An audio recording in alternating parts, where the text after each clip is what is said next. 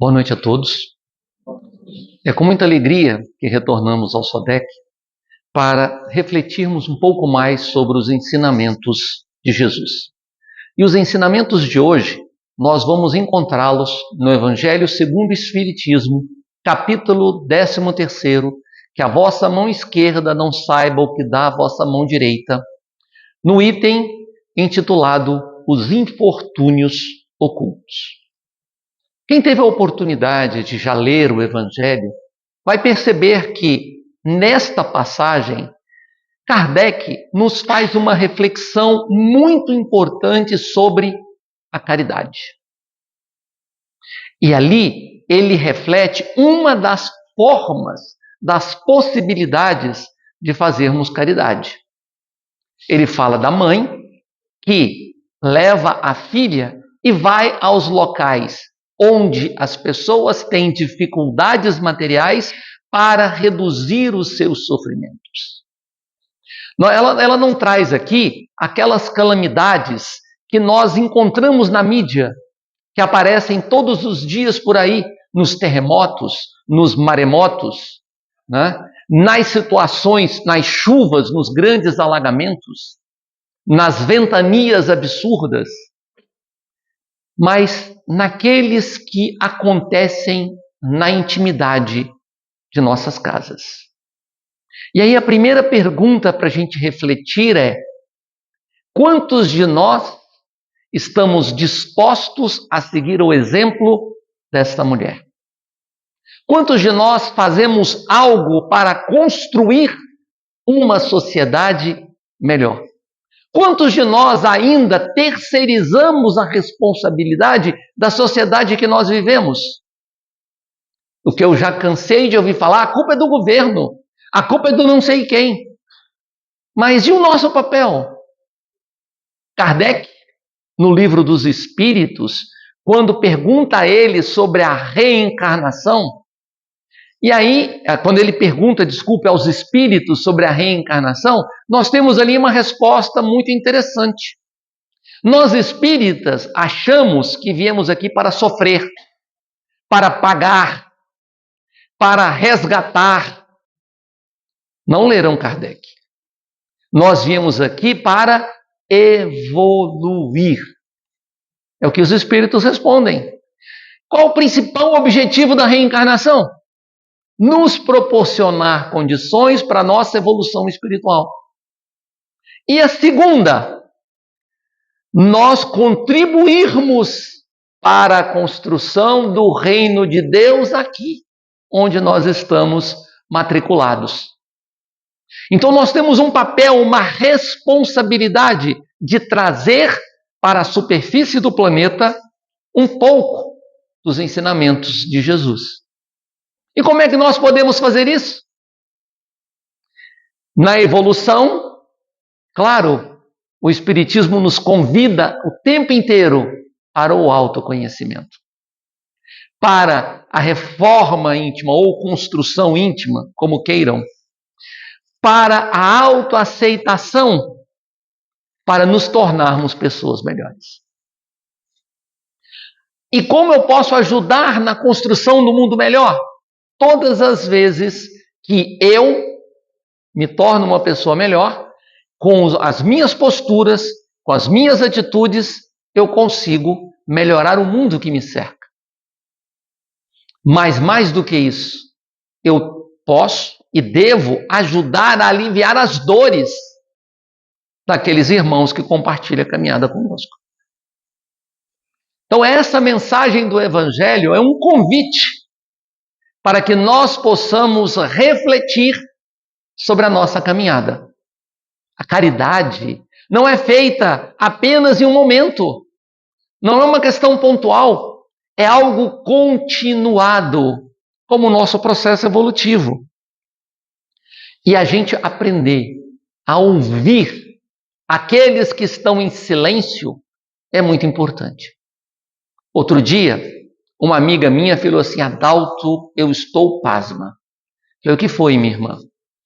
Olha, lá no trabalho tinha uma moça, sempre sorridente, falando com todo mundo, nunca reclamava de nada, e nesse final de semana ela interrompeu a própria vida.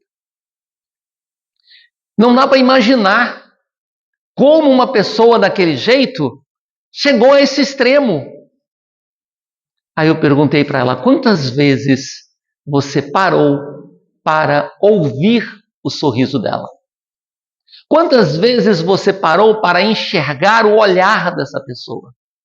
Quantas vezes você parou para ouvir a sua história? Porque nem sempre quem precisa nos procura e nos pede ajuda. E a gente tem que estar atento para ouvir os sinais, ouvir as situações, os sintomas, para estarmos prontos para sermos úteis, para servirmos. Então, muitas das vezes, esses infortúnios são ocultos, são discretos, e precisamos estar atentos. Dentro do lar. Outro dia uma pessoa virou para mim e falou assim: eu tenho um filho que eu não conheço. E não conhece mesmo. Como é que eu vou conhecer alguém? Convivendo com essa pessoa, dialogando com essa pessoa. Vamos fazer um exercício? Voltemos, alguns não precisam voltar tanto que não vão conseguir, mas voltemos 30 anos no passado. Como é que nós éramos? Quais eram os nossos valores? Quais eram as nossas expectativas de vida? Outro dia mesmo, que às vezes eu falo outro dia foi 30 anos atrás, 20 anos atrás, mas outro dia nós reunimos a nossa turma de formandos da 8ª série, 45 anos depois. E ali eu estava encontrando pessoas que eu não conhecia, que não faziam parte da minha história. Muitas delas, aquelas que permaneceram convivendo, claro que eu sabia quem era, mas as outras que eu não via há 45 anos, não dava mais para saber quem eram. Nós nos modificamos todos os dias. Outro dia, falando sobre família, eu trouxe algumas reflexões interessantes. Porque família, gente, é uma instituição dinâmica que se modifica todos os dias. Modifica no número de membros, modifica nos papéis dos membros, modifica nas responsabilidades que os membros têm nessa família, modifica de todas as maneiras. E se nós não tivermos atentos, se nós não observarmos, com o passar do tempo, nós não vamos conhecer mais quem está debaixo do mesmo teto que nós. Porque essa dinâmica faz parte da nossa história. E ainda bem que é assim. Porque se assim não fosse, nós estaríamos condenados a ser quem nós éramos. Nós não estaríamos cumprindo o principal objetivo da reencarnação, que é evoluir. Percebem? Então, esse processo que Jesus nos ensina é continuado, é permanente. Nós não podemos achar que vamos fazer caridade quando nós formos ao centro espírita, a ajudar na atividade lá do Departamento de Assistência e Promoção Social. Não estou falando que lá nós não vamos ajudar. Vamos, mas não é só lá. Nós temos que estar prontos para sermos úteis a qualquer momento, a qualquer local. Porque Deus não escolhe o local ou o momento para nos dar a oportunidade de aprendizado. E eu sempre coloco, gente, todas as vezes que nós passamos por uma experiência dolorosa, uma prova ou uma expiação, antes nós recebemos os ensinamentos. Se nós formos um bom aluno, se nós tivermos sido um bom aluno, nós aprendemos o ensinamento e passamos por aquela situação de maneira mais tranquila. Se nós fomos um aluno negligente e não prestamos atenção no ensinamento, o que vai acontecer? Vamos ter problemas. Acho que foi em 2021 2022, eu estava com uma amiga de infância, que é uma irmã de coração, atravessando um momento difícil na sua existência, já estava caminhando para sua etapa final. Estava num processo tumoral e já estava naquela fase já de só tratamento paliativo. Na época, eu falei com a minha companheira, falei, olha, a história é minha, o problema é meu, então eu vou acompanhar, vou me dedicar alguns sábados, se possível 2 por mês, para passar o dia com ela. Como era na cidade onde eu nasci, um certo distância, falei, olha, você não precisa abrir mão da sua história, da sua vida para ir. Né? É uma escolha minha.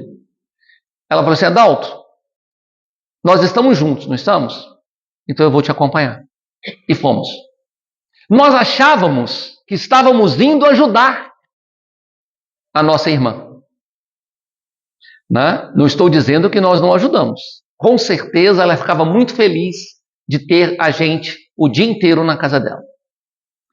Mas, na verdade, nós estávamos indo receber os ensinamentos que a vida nos preparou para 1 ano depois, exatamente 1 ano depois do desenlace dessa nossa irmã, a minha companheira apareceu com um problema, a mesmo tipo de doença, só que com causas diferentes.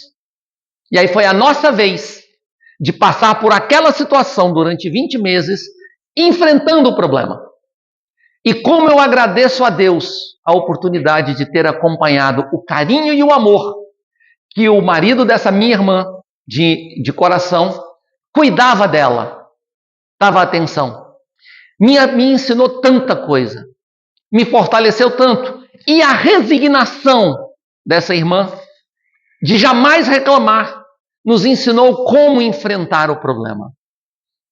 Gente, nós não passamos por uma prova sem que antes a vida nos tenha dado a oportunidade de aprender os ensinamentos, de nos fornecer a lição.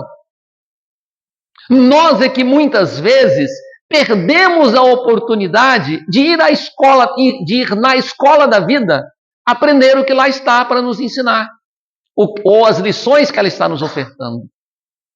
Se nós ficarmos mais atentos, como a mulher da mensagem, que ela ia aos locais, ela não esperava ninguém bater à porta dela para falar dos seus infortúnios.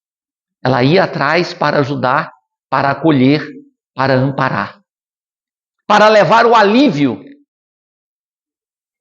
E aí, quando a gente começa a refletir sobre o alívio, sobre a caridade, nós vamos ter dentro do Espiritismo e tendo como base Jesus, as diferenças de como nós podemos fazer a caridade. A primeira maneira, que não é nem caridade, é a esmola. É a gente se indispor de algo, às vezes por troça, com desagrado, para nos desembaraçar de algo que nos incomoda. Qual o exemplo mais claro que o Espiritismo nos traz desse tipo de comportamento? André Luiz.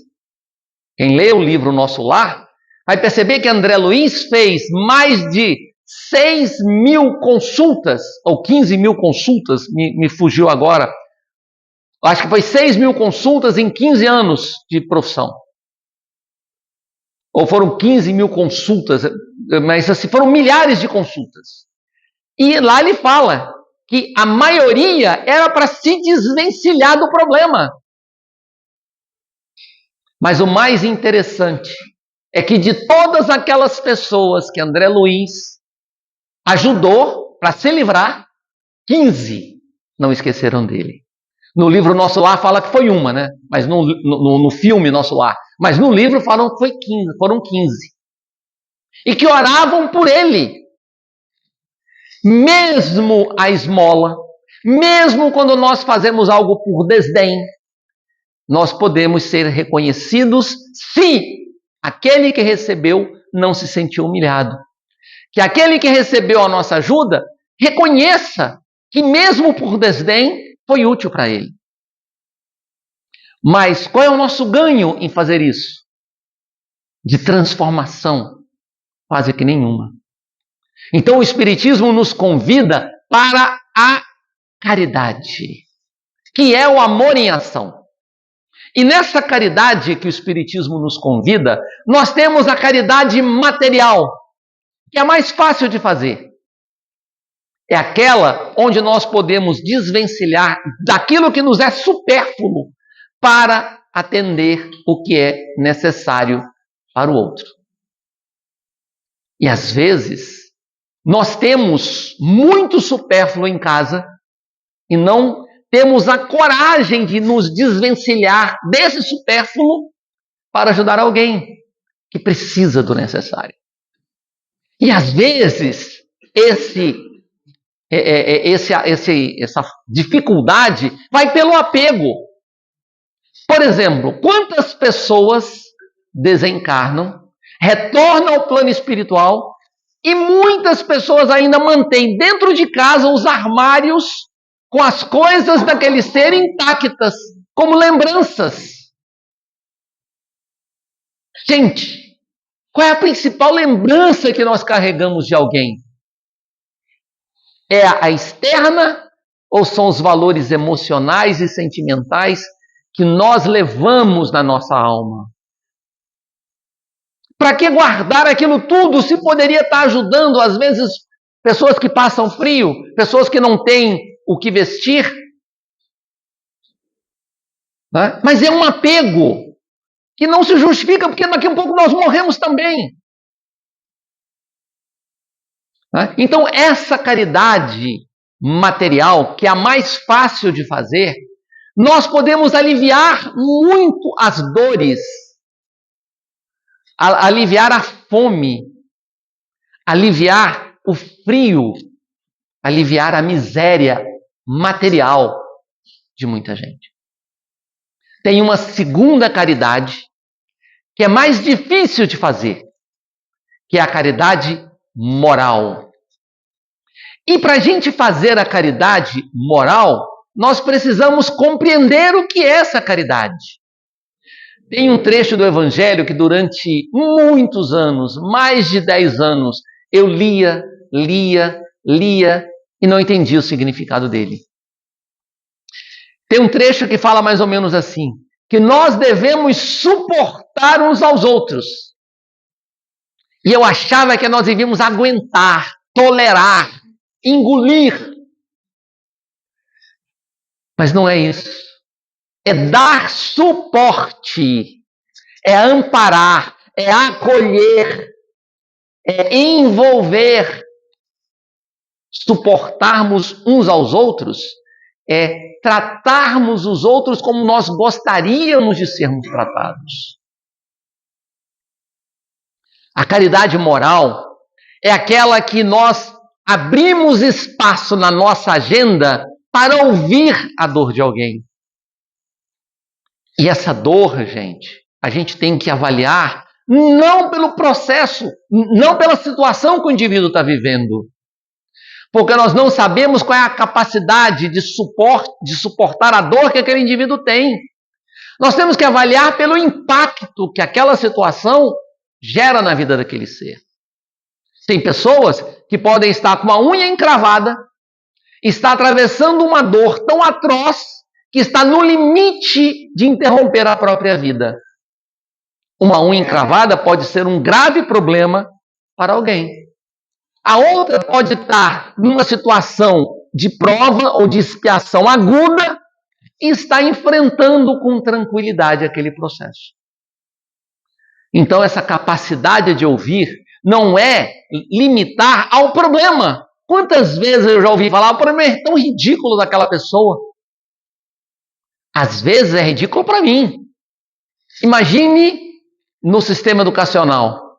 Eu estou com uma criança lá no jardim de infância. Eu vou passar para ela um problema, uma equação de matemática do 2º grau para ela resolver? Uma integral, uma derivada? Não tem a mínima condição. Ela precisa aprender as letras. Ela precisa aprender os números, para depois ela aprender, um pouquinho mais na frente, a somar, a subtrair, depois multiplicar, dividir, a geometria, a trigonometria, o exponencial, a radiação e assim por diante. A vida vai nos colocando situações compatíveis com o nosso estágio evolutivo, com a nossa capacidade. Outro aspecto que eu acho maravilhoso. Deus, está lá, Jesus nos ensinou isso, não coloca fardos pesados em ombros leves. Tudo que chega a nós, todas as situações que a vida nos proporciona, são situações que nós damos conta de enfrentar e de superar.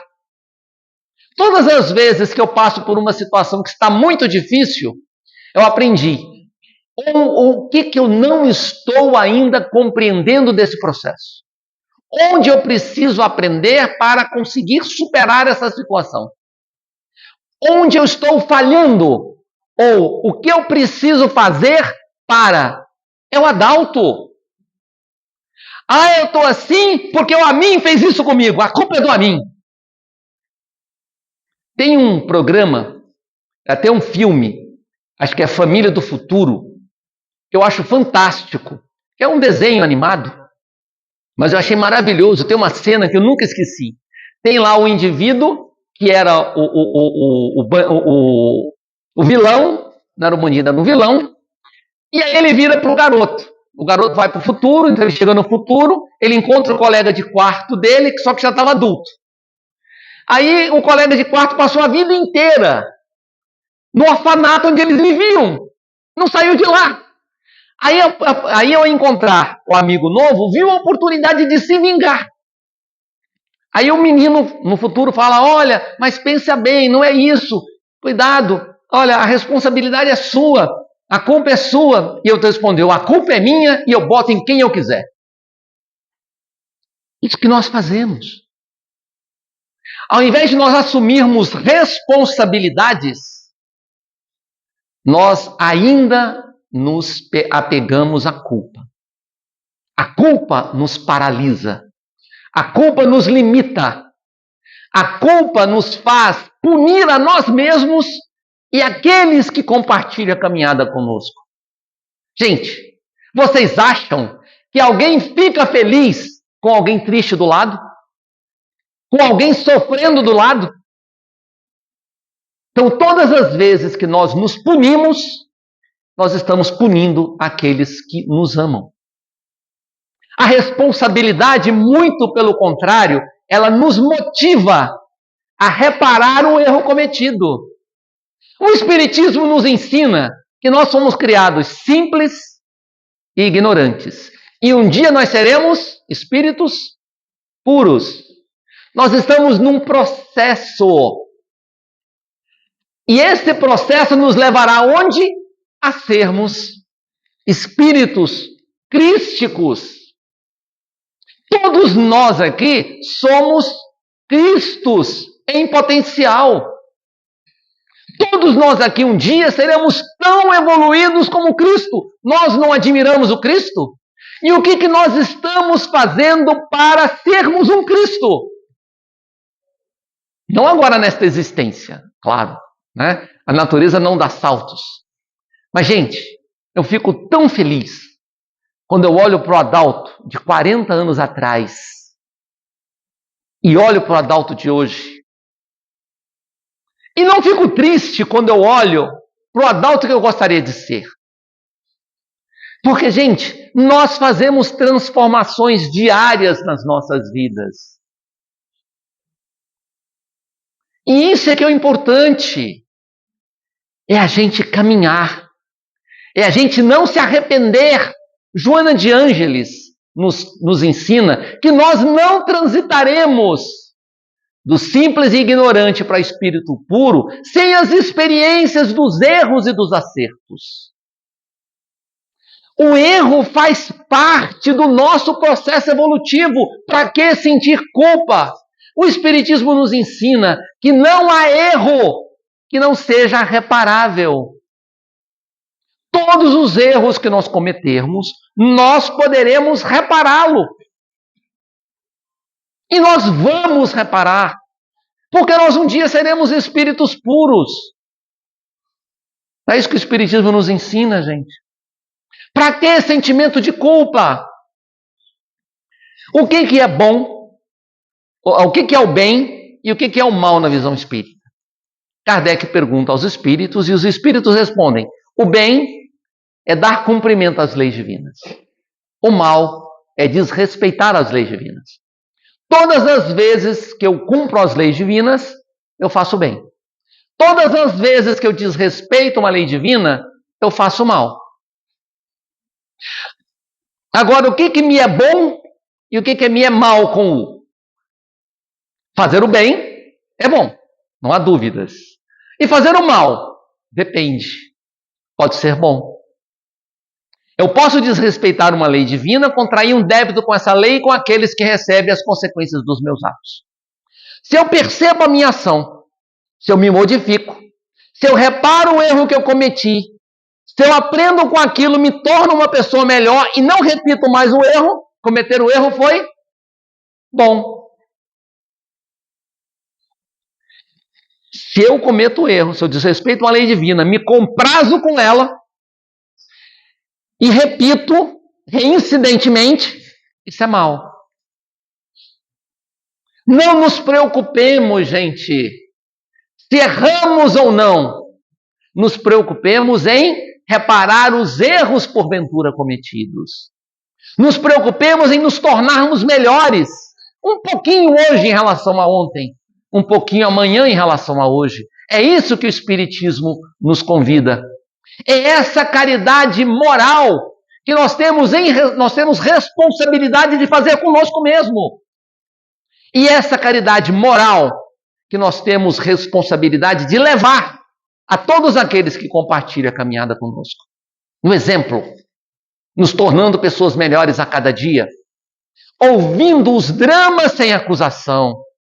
Quantas vezes alguém chega para nós para contar um drama e nós já nos escandalizamos e acusamos aquela pessoa pelo erro que ela cometeu.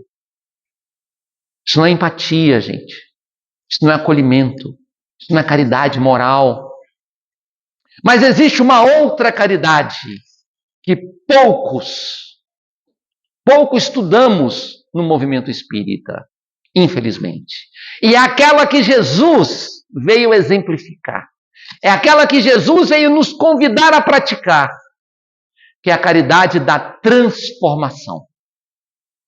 Aquela onde nós vamos mudar a realidade da vida nossa e da vida daquele que compartilha a caminhada conosco, daquele que nos procura. Na Casa Espírita nós temos um departamento chamado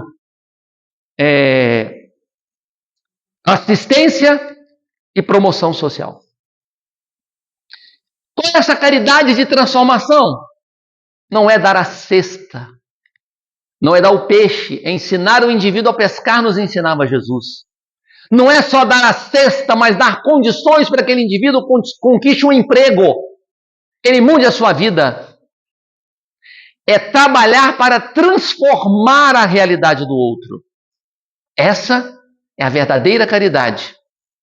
Nós espíritas vivemos falando aí, alardeando aos quatro cantos, que a Terra está passando num período de transição, num mundo de provas e expiações, para o mundo de regeneração. Não é isso? Já ouviram essa história? Alguém já foi lá no livro do Evangelho segundo o Espiritismo, capítulo 3, há várias moradas na casa do meu pai, avaliar como é o mundo de regeneração? Alguém já foi lá ler isso? Gente, como é que eu vou viver na Terra, no mundo de regeneração, quando ela se transformar? Está lá escrito. No Evangelho, leiam. Nos mundos de regeneração, Kardec coloca a perfeita equidade social. A perfeita equidade social domina os mundos de regeneração. Nós não vamos ter essas desigualdades sociais absurdas que nós temos nesse mundo de provas e expiações. Em 2012, eu li uma matéria que me chocou. Aí eu resolvi pegar um trecho da matéria e publicar nas redes sociais para ver a reação das pessoas. Na época, 8 pessoas na face da Terra, 8 pessoas, naquela época a Terra tinha 7,2 bilhões de pessoas. 8 pessoas detinham a mesma riqueza de 3,6 bilhões de pessoas. E sabe qual foi o comentário mais comum que teve no meu perfil na rede social? Pasmem, pena que eu não sou um dos 8. Ao invés de nos indignarmos com essa situação, que é profundamente complicada, nós temos hoje mais de 900 milhões de pessoas no mundo passando fome. E vocês sabiam que a Terra produz por dia, só de grãos, 1,5 quilos de grãos por habitante dia? A Terra produz o suficiente para alimentar todo mundo. E por que todo mundo não tem alimento? Por causa do maior entrave do nosso processo evolutivo. Kardec pergunta, qual é o maior entrave para o progresso moral do ser humano, do espírito? O que os espíritos respondem? Orgulho e egoísmo. É o egoísmo de nós olharmos só para nós e esquecermos daqueles que compartilham a caminhada. Vocês sabem quantas pessoas no Distrito Federal hoje moram em Aris? Aris é a área de regularização de interesse social. Invasões, favelas. Nós temos, pelo censo de 2022, cerca de 470 mil pessoas. Quase 17% da população do Distrito Federal morando em Aris. Muitos do lado da nossa casa. E como nós nos envolvemos com isso? Ah, isso é problema do governo? Sem dúvida nenhuma que é.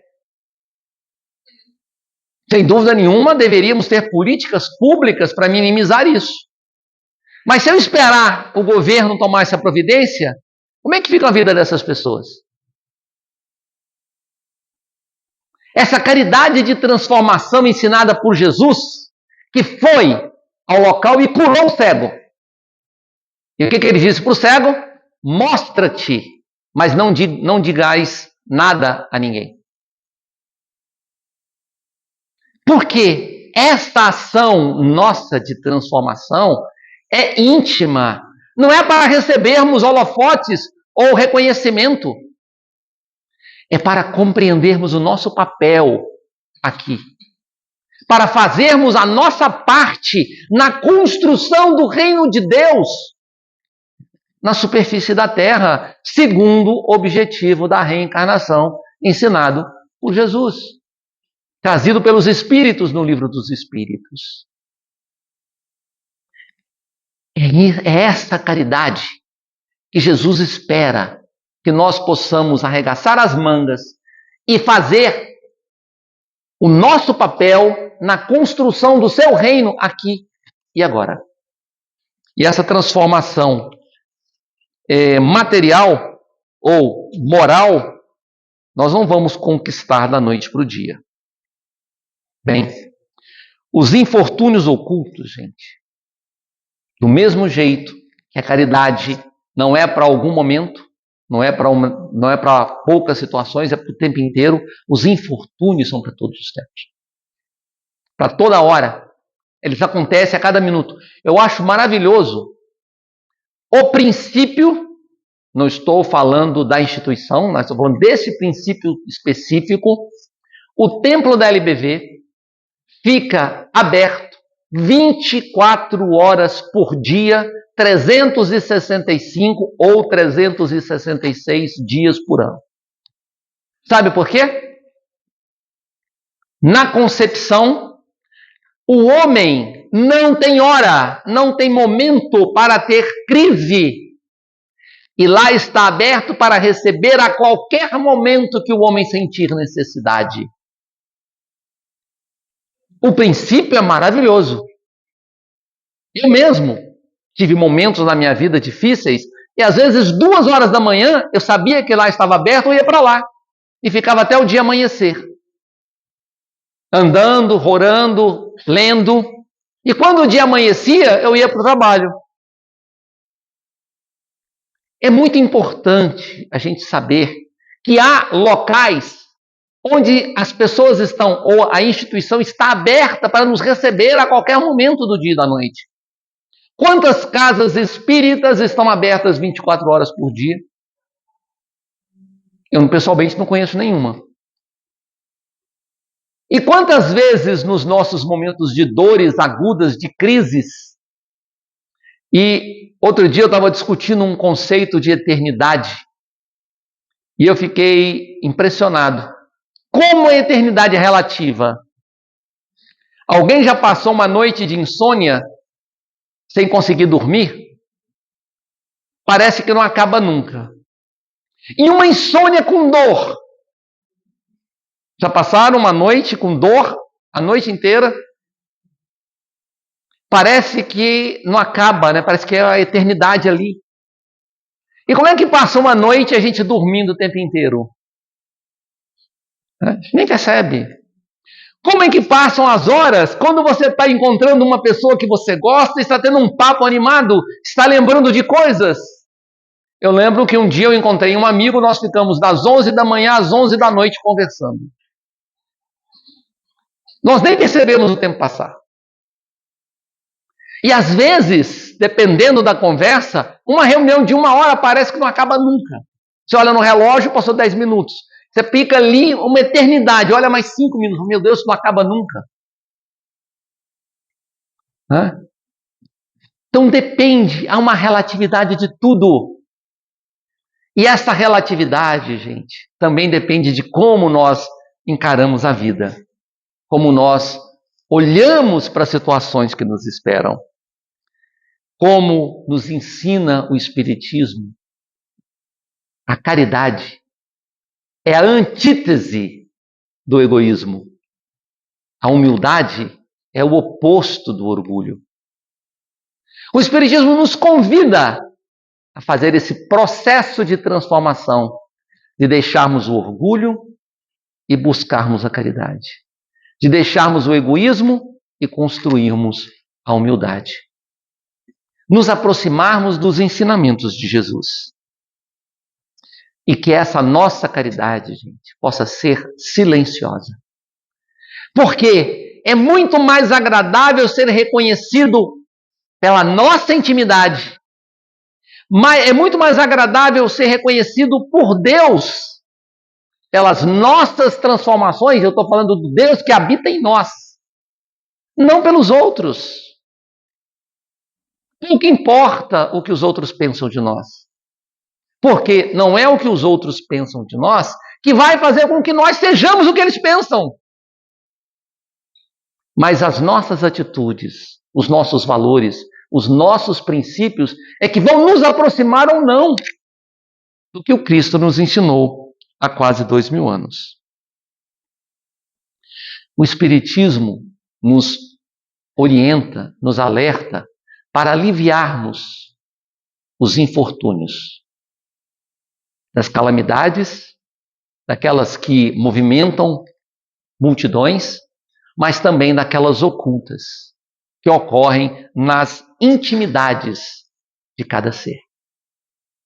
Que nós possamos abrir os nossos ouvidos para que ouçamos aqueles que compartilham a caminhada conosco.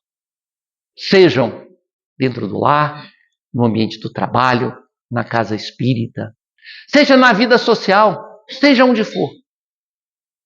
E é isso que Jesus nos convida com essa mensagem.